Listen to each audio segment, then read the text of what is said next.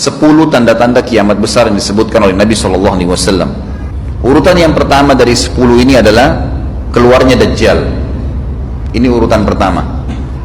Dajjal, jemaah sekalian, adalah diambil dari kata-kata Dajjalah yang berarti kekacauan. Ciri-ciri Dajjal disebutkan dalam banyak hadis yang sahih adalah mata kanannya yang paling pertama rusak seperti anggur kering. Kata Nabi SAW dalam hadis sahih, ketahuilah Dajjal buta mata kanannya dan Tuhan kalian tidak buta, karena dia akan mengaku sebagai Tuhan. Kemudian dia orangnya memiliki kulit yang kehitam-hitaman serta memiliki dahi yang lebar. Setiap orang beriman bisa membaca di dahinya tertulis 3 huruf kafara. Semua orang yang ngerti tulisan Arab, tidak ngerti tulisan Arab akan bisa tahu dan baca itu kafara, kufur. Rambutnya keriting dan orangnya tinggi besar. Kata Nabi SAW, kalau kalian dengar Dajjal keluar di satu lokasi, maka menghindarlah. Walaupun kalian harus lari ke gunung, dia akan keluar membuat kerusakan selama 40 hari. Kata Nabi SAW, 40 hari itu sehari seperti setahun, sehari lagi yang kedua seperti sebulan, hari yang ketiga seperti sepekan, dan sisa harinya seperti hari kalian.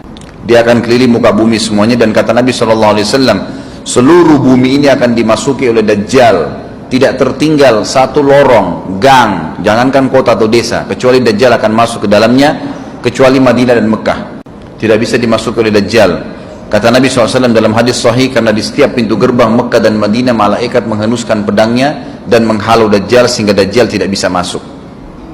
Pada saat dia tiba di Palestina, waktu yang bersamaan di kota Madinah berkecamuk.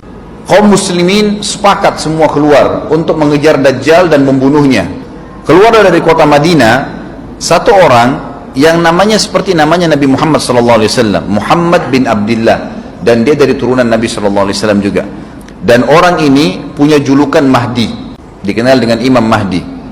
Inilah tanda-tanda kiamat yang kedua. Pada saat dia tiba di Mekah, dibaiatlah oleh banyak kaum muslimin, tidak disebutkan jumlah pasukannya, maka terbentuklah pasukan jihad yang mengejar Dajjal menuju ke Palestina. Lalu keluar tanda-tanda kiamat 3, langsung berentetan semua. Tanda-tanda kiamat besar yang ketiga adalah pada saat pasukan Imam Mahdi dengan pasukan jihad itu tiba di Darul Baydha namanya. Hadis menyebutkan di menara itulah, di masjid itulah Imam Mahdi mampir sholat asar bersama pasukannya. Dikatakan Isa alaihissalam akan turun sambil memegang kedua sayapnya malaikat, dan dari rambutnya yang basah meneteskan air. Maka dia pun turun, lalu kemudian dia masuk, dan orang-orang pada saat itu mengenalnya kalau dia adalah Isa, dan mereka sudah tahu ini masanya keluarnya Dajjal, ini Mahdi sudah ada. Mereka tahu akan turun Isa, sudah ada informasi. Seperti saya sampaikan ke Bapak Ibu sekarang, itu muslimin di zaman itu sudah tahu semua. Sholatlah mereka, kemudian mereka menuju ke Palestina. Ringkas cerita adalah Nabi Isa alaihissalam akhirnya tiba dengan pasukan mujahidin di depan pintu gerbang Babulut. Dajjal mengatakan, bukakan pintu gerbang, mereka tidak akan mampu melawan kita karena pasukannya mereka banyak memang. Maka Dajjal dengan sombongnya menunggu di depan pintu gerbang. Pada saat dibuka, Dajjal kaget melihat ada Isa alaihissalam. Dan pada saat itu kata Nabi SAW, Dajjal faham kalau sudah tiba ajalnya. Begitu melihat Isa alaihissalam, dia lari dan badannya sambil meleleh di depan para pengikutnya. Pada saat Dajjal mati, pengikutnya pada ketakutan semua. Mereka anggap Dajjal Tuhan, mereka anggap Dajjal orang yang perkasa lah, orang yang kebal lah, beragam macam kelebihan. Mereka kaget pada saat mati. Maka bertebaranlah mereka, dan akhirnya mereka sembunyi di bawah pohon dan di atas batu. Kemudian batu dan pohon akan memberikan penjelasan, hai muslim, ini Yahudi, bunuhlah. Maka dibunuhlah pada saat itu mereka.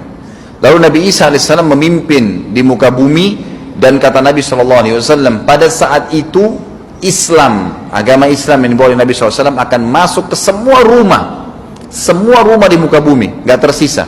Satu dunia ini semuanya Islam. Hadis sahih. Maka Nabi Isa AS memimpin pada saat itu, disebutkan dalam hadis 40 tahun dengan ketenangan menerapkan hukum Islam. Semuanya beriman kepada Allah subhanahu wa ta'ala dan menjadi muslim. Setelah itu keluar tanda-tanda hari kiamat besar yang keempat, yaitu keluarnya Ya'juj dan Ma'juj. Kemudian setelah itu Isa AS memimpin lagi di muka bumi sampai beliau meninggal. Setelah Isa AS meninggal, kembali lagi sebagian besar manusia berbuat kekufuran. maka Allah subhanahu wa ta'ala keluarkan tanda-tanda kiamat besar yang kelima.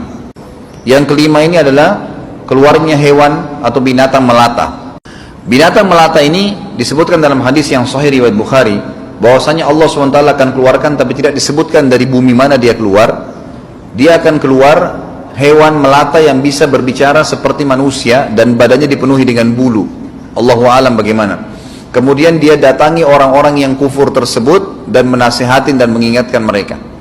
Yang tidak mau beriman, dalam hadis dikatakan dicap oleh hewan tersebut. Allahu a'lam dicap seperti apa, sehingga ketahuan mana yang kafir, mana yang beriman.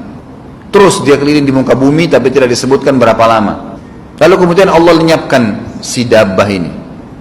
Kemudian datang tanda-tanda kiamat yang ke-6. Tanda-tanda kiamat yang ke-6, 6, 7, 8. Itu berentetan semua. Longsor besar di timur, di barat, dan di jazirah Arab. Ini tanda-tanda kiamat terjadi serentak. Sudah 8. Kemudian terjadi yang ke-9, keluarnya api dari negeri atau dari kota Aden. Kota Aden ini di Yaman ya. Tentu hadis menjelaskan tentang masalah api yang keluar ini, artinya api bukan main-main, ini bukan kebakaran sebuah masjid atau sebuah bangunan 10 tingkat.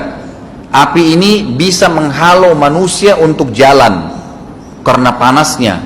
Sebagian riwayat menjelaskan api tersebut akan berdiri seperti gunung yang besar dan dari seluruh pelosok dunia bisa kelihatan. Kita bisa bayangkan bagaimana, yang akhirnya akan menggiring atau menghalangi orang-orang untuk jalan, susah. Sebagian ulama hadis mengatakan mereka nggak bisa jalan, tidak bisa ada penerbangan, tidak bisa ada orang jalan karena panasnya bumi ini dari api tersebut. Dan itu memang kemungkinan besar akan keluar satu waktu, Allahu a'lam kapan.